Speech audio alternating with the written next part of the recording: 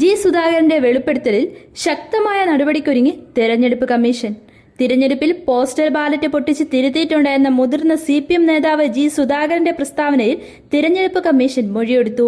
പുന്നപ്രയിലെ സുധാകരന്റെ വീട്ടിലെത്തിയാണ് അമ്പലപ്പുഴ തഹസിൽദാർ K. അൻവറിന്റെ നേതൃത്വത്തിലുള്ള സംഘം മൊഴിയെടുത്തത്. മൊഴിയെടുപ്പ് പൂർത്തിയായതായി തഹസിൽദാർ അറിയിച്ചു. വിശദമായ റിപ്പോർട്ട് ജില്ലാ കളക്ടർക്ക് കൈമാറും. 1989 ലോക്സഭാ തെരഞ്ഞെടുപ്പിൽ പോസ്റ്റൽ വോട്ടുകൾ തിരുത്തിയിട്ടുണ്ടെന്നായിരുന്നു സുധാകരന്റെ പ്രസംഗം. തിരഞ്ഞെടുപ്പ് കമ്മീഷൻ പ്രതിനിധികൾ കാര്യങ്ങൾ ചോദിച്ച് മനസ്സിലാക്കിയെന്ന് സുധാകരൻ വ്യക്തമാക്കി. വിവരങ്ങൾ അന്വേഷിക്കാനാണ് ഉദ്യോഗസ്ഥരെത്തിയത്.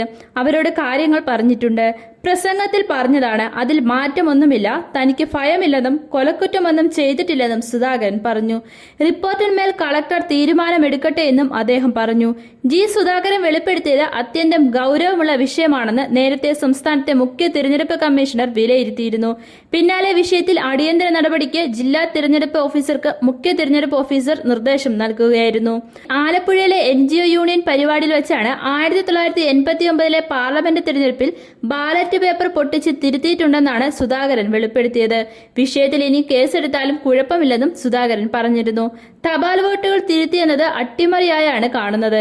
ഗുരുതരമായ ക്രിമിനൽ കുറ്റമായതിനാൽ ജി സുധാകരനെതിരെ FIR ഇട്ട് കേസെടുത്ത് അന്വേഷിക്കാനാണ് ജില്ലാ തിരഞ്ഞെടുപ്പ് ഓഫീസർ കൂടിയായ ജില്ലാ കളക്ടറിന് മുഖ്യ തിരഞ്ഞെടുപ്പ് ഓഫീസർ നിർദ്ദേശം നൽകിയിരിക്കുന്നത്. വിഷയത്തിൽ വിശദമായ അന്വേഷണം വേണമെന്നും നിർദ്ദേശിച്ചിട്ടുണ്ട്. ജനപ്രാതിനിധ്യ നിയമം, തിരഞ്ഞെടുപ്പ് ചട്ടം, ഭാരതീയ ന്യായ സംഹിത എന്നിവയിലെ വകുപ്പുകൾ അനുസരിച്ചാകും കേസെടുക്കുക. സുതാര്യമായി നടത്തുന്ന തിരഞ്ഞെടുപ്പ് പ്രക്രിയ അട്ടിമറിച്ച് ഒരു സ്ഥാനാർത്ഥിക്ക് അനുകൂലമായി തിരഞ്ഞെടുപ്പ് ഫലം മാറ്റാൻ ശ്രമിച്ചുവെന്നത് ഗുരുതരമായ കുറ്റകൃത്യമായാണ് തിരഞ്ഞെടുപ്പ് കമ്മീഷൻ വിലയിരുത്തിയത്. നടന്നത് ഗുരുതരമായ നിയമലംഘനമാണെന്നും കമ്മീഷൻ പറഞ്ഞു.